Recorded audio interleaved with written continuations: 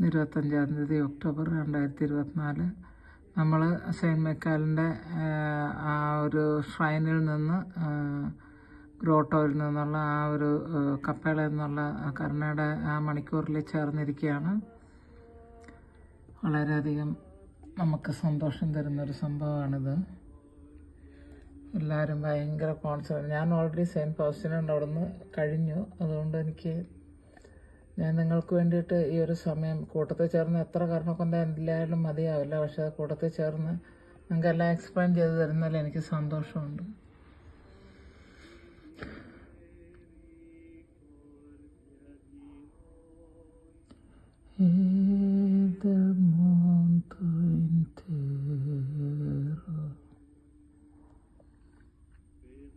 നമുക്കിന്ന് ഏത് വിധത്തിലാണ് ഈശോ തന്നെ വെളിപ്പെടുത്തി തരുന്നത് അത് നമുക്ക് സ്വീകരിക്കാം. നമ്മളിങ്ങനെ കുറച്ച് പേരിങ്ങനെ കണ്ണിൽ എണ്ണ ഒഴിച്ച് ഈശോയുടെ വരവിന് വേണ്ടിയിട്ട് അരളിക്കായിൽ വരുന്നതിന് വേണ്ടി കാത്തിരിക്കുന്നതെന്നുള്ള വിവരം ഈശോയ്ക്ക് അറിയാമല്ലോ. അതുകൊണ്ടാണ് ഇത്ര സ്നേഹത്തോടെ നമുക്ക് തന്നെ വെളിപ്പെടുത്തി തരുന്നത്. ആ ഒരു ആനന്ദം, ആ ഒരു യൂണിയൻ, ആ ഒരു സമ്മേളനം, ആ ഒരു കാത്തിരിപ്പ്.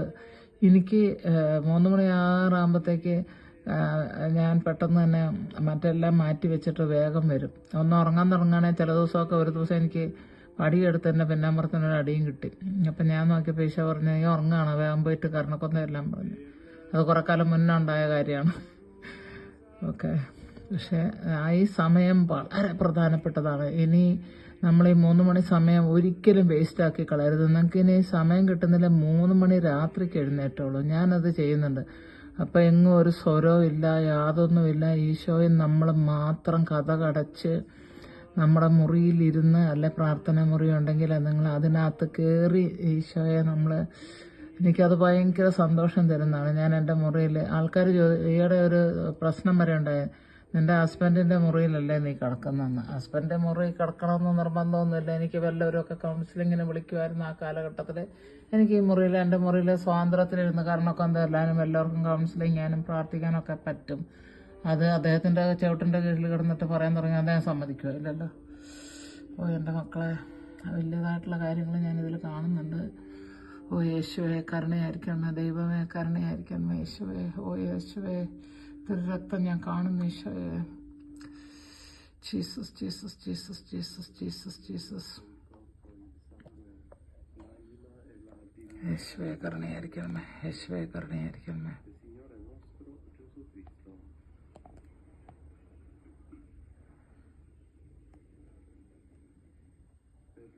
ഇതിലെനിക്ക് നിങ്ങളോട് പറയാനുള്ളത്, ഇതേമാതിരിയുള്ളൊരു കാര്യം ഞാൻ നേരത്തെ എടുത്തിരുന്നു ഇതിനോട് സമമായിട്ട്. കാരണം എന്താണെന്ന് വെച്ചിട്ടുണ്ടെങ്കിൽ അതൊരു 10 ദിവസം മുന്നേ ആണെന്ന് തോന്നുന്നു. ഈ തിരുരക്തം ഈ അരളിക്കയുടെ പുറത്തേക്കാണ് വന്നിരിക്കുന്നത്. അത് ഹ്യൂമൻലി ഒരിക്കലും, കാരണം ഈ അരളിക്ക പ്രത്യേക മനോഹരമായ രീതിയിൽ നിർമ്മിച്ചിരിക്കുന്നതാണ്. മറ്റു സ്ഥലങ്ങളിലൊന്നുമില്ല. താഴെ ഭാഗത്ത് മാത്രം അരളിക്കയിൽ നിന്ന് പുറത്തേക്ക് അത് വന്നിട്ടുണ്ട്, രക്തം വന്നിട്ടുണ്ട്. അപ്പോൾ അത് ഞാൻ നിങ്ങളെല്ലാം എന്താണ് നിങ്ങൾക്ക് ഇൻസ്ട്രക്ട് ചെയ്യുന്നതെന്ന് വെച്ചാൽ, ഈശോ നമ്മൾ ഒരു ചോട് ഈശോയുടെ അടുത്തോട്ട് നടന്നാൽ 10 ചോട് നമ്മുടെ അടുത്തോട്ട് നടന്നു വരും ഈശോ. അതാണ് എൻ്റെ ജീവിതാനുഭവം. ചിലപ്പോൾ നമ്മളൊക്കെ പാപം ചെയ്ത്, എനിക്ക് ഇതിൽ നിന്ന് വിടുതലില്ല ഈശോയെ, ഞാൻ എപ്പോഴും ഇത് തന്നെ റിപ്പീറ്റഡ്ലി ചെയ്തുകൊണ്ടിരിക്കുന്നു, അതുകൊണ്ട് എനിക്കിനും പറ്റുമോയെന്നറിയില്ല, അങ്ങനെയൊക്കെ പറഞ്ഞ് നമ്മൾ മാറാറുണ്ട്. പക്ഷെ അപ്പോൾ പോലും ഈശോ ഈ വീഡിയോയിൽ എൻ്റെ മൂവ്മെൻറ്റ് ഞാനത് ക്ഷമിക്കണമെന്ന് പറയാണ്. കാരണം ഇപ്പോൾ സ്റ്റാൻഡിലല്ല വെക്കുന്നത്, ഞാൻ എൻ്റെ കൈ തന്നെയാണ് പിടിച്ചിരിക്കുന്നത്. അതുകൊണ്ടാണ് ഈ ഒരു സംഭവം ഉണ്ടാകുന്നത്. നിങ്ങൾക്ക് ഇതിൻ്റെ അകത്തെ കണ്ടൻ്റാണല്ലോ ഏറ്റവും വലുതായിട്ടുള്ളത്. ഇച്ചിരി മൂവ്മെൻ്റ് ഉണ്ടായാലും കുഴപ്പമൊന്നുമില്ല. പിന്നെ ഞാൻ വലിയ സിനിമാറ്റോഗ്രാഫറൊന്നുമല്ല, വെറും ഫോണും കൊണ്ടാണ് ഇത് ചെയ്യുന്നതും. പക്ഷെ നമുക്ക് കാര്യങ്ങൾ കാണണം, ആ ദൈവത്തിൻ്റെ സാന്നിധ്യം അറിയണം എന്നുള്ളതല്ലേ പ്രാധാന്യം. അപ്പം നമുക്ക് ഏറ്റവും അറിയാനുള്ളത്, പ്രിയ മക്കളെ, നമ്മൾ ദൈവത്തോട് ചേർന്നിരിക്കുക. ഈശോ എങ്ങനെ വരും? നമ്മൾ പറയാം, ഞാനിതൊക്കെ ചെയ്തിട്ടൊന്നും ഇതിനകത്ത് ഒരു ഓവർകം ചെയ്യാൻ പോകണമെന്നില്ല, പ്രശ്നം തീരാൻ പോകണില്ല, ഇതങ്ങനെയാണ് ഇതിങ്ങനെയാണെന്നൊക്കെ നിങ്ങൾ വിചാരിക്കും. പക്ഷെ അങ്ങനെയല്ല ഇതുണ്ടാകുന്നത്. എങ്ങനെയാണെന്ന് വെച്ചിട്ടുണ്ടെങ്കിൽ, നമ്മളുടെ ദാഹം ഈശോ അറിയുന്നു. ആ ദാഹം തീർക്കാനായിട്ട് വരും, ആ ഒന്നിച്ചിരിക്കാനുള്ളത് നമ്മൾ ഈശോയെ ഒരു ദിവ്യമായിട്ടുള്ള ഒരു പ്രസൻസ് ആയിട്ട് കാണുന്നു. അതങ്ങനെ തന്നെയാണ്. ലോകത്തിൻ്റെ മുഴുവനും ഉടയവനും മഹത്വമേറിയനുമാണ് എൻ്റെ മഹത്വം, ഞാൻ ആർക്കും വിട്ടുകൊടുക്കില്ല എന്ന് ഈശോ പറയുന്നുണ്ട്. അത് ശരി തന്നെയാണ്. പക്ഷേ ഈശോ നമ്മുടെ ഫ്രണ്ടാണ്, നമ്മുടെ അപ്പനാണ്, നമ്മളുടെ കമ്പാനിയനാണ്, നമ്മളോട് കൂടെ നടക്കുന്ന ആളാണ്, നമ്മുടെ അമ്മയാണ്, ഒരപ്പനാണ്. പിതാവായ ദൈവം പറഞ്ഞിരിക്കുന്ന യെശയ്യാ പ്രവചനത്തിനകത്ത് പെറ്റതള്ള തൻ്റെ കുഞ്ഞിനെ മറന്നാലും ഞാൻ നിന്നെ ഒരിക്കലും മറക്കില്ല, ഉപേക്ഷിക്കില്ല എന്നാണ്. അപ്പം അങ്ങനെയാണെങ്കിൽ ഈശോയുടെ വലിയ താല്പര്യം ഞാൻ അറിഞ്ഞിട്ടുള്ളതൊക്കെ, ഞാനൊക്കെ എവിടെയെങ്കിലുമൊക്കെ പോയി ക്ലാസ് പറയാൻ നിൽക്കുമ്പം ഈശോയുടെ ജീവിക്കുന്ന സാന്നിധ്യം അവരവിടെ കാണാറുണ്ട്. അപ്പം ഞാൻ വിചാരിക്കും, ഈശോ ഈ സ്വർഗത്തിലിരിക്കുന്ന ഈശോ ഇപ്പം എന്തിനാണ് നമ്മളുടെ അടുത്ത് ഇറങ്ങി വന്നിരിക്കുന്നതെന്ന്.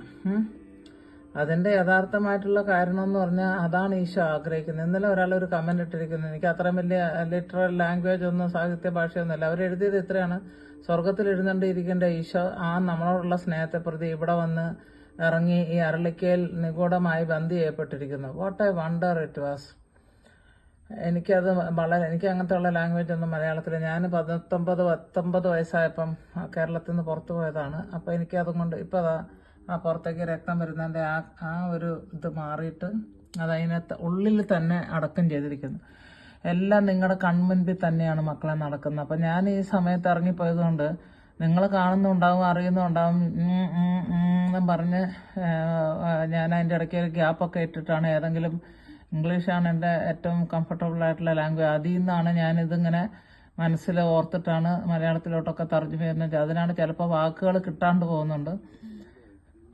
അപ്പോൾ അതൊക്കെ നിങ്ങൾ ക്ഷമിക്കുമെന്ന് തന്നെ വിചാരിക്കുന്നു. ഇപ്പം നേരത്തെ കണ്ട മാതിരിയുള്ള ആ ഒരു പുറത്തേക്ക് ആ രക്തം ഒഴുകുന്നതിൻ്റെ ആ ഒരു കാര്യം ഇപ്പം കാണുന്നില്ല. എൻ്റെ പ്രിയ മക്കളെ, ഇത് നമ്മുടെ ഈശോയാണ്. നിന്നെ ഏറ്റവും അധികം ലോകത്തിൽ ആരെങ്കിലും സ്നേഹിക്കുന്നുണ്ടെങ്കിൽ അത് ഈ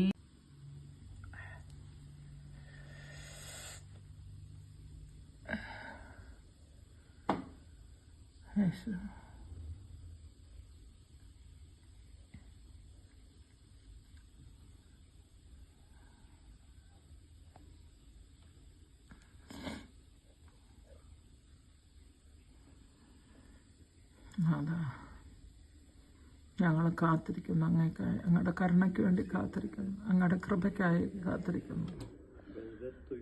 അങ്ങയുടെ കൃപ മതി ഞങ്ങൾക്ക് ഈശോയെ. ഓ ഈശോ, ഞാൻ പറഞ്ഞു പറഞ്ഞ നീലം കളറായിരിക്കുന്നല്ലോ ഈശോയെ. ഈശോയെ കഴുകൻ്റെ ഈശോയെ, എൻ്റെ മകളുടെ ആത്മാവിനെ കഴുകി, എൻ്റെ ഹസ്ബൻഡിൻ്റെ ആത്മാവിനെ കഴുകി, തിരുരചനം പടയാളി കുന്നം കൊണ്ട് കുത്തി പാവിന്ന് ഒഴുകിയതാണല്ലോ ഈശോയെ. ഞങ്ങൾക്കും അർഹതയില്ല, ഞങ്ങളുടെ കുടുംബത്തിനും അർഹതയില്ല, പാവി എല്ലാവർക്കും അർഹത ഉണ്ടല്ലോ ഈശോയെ.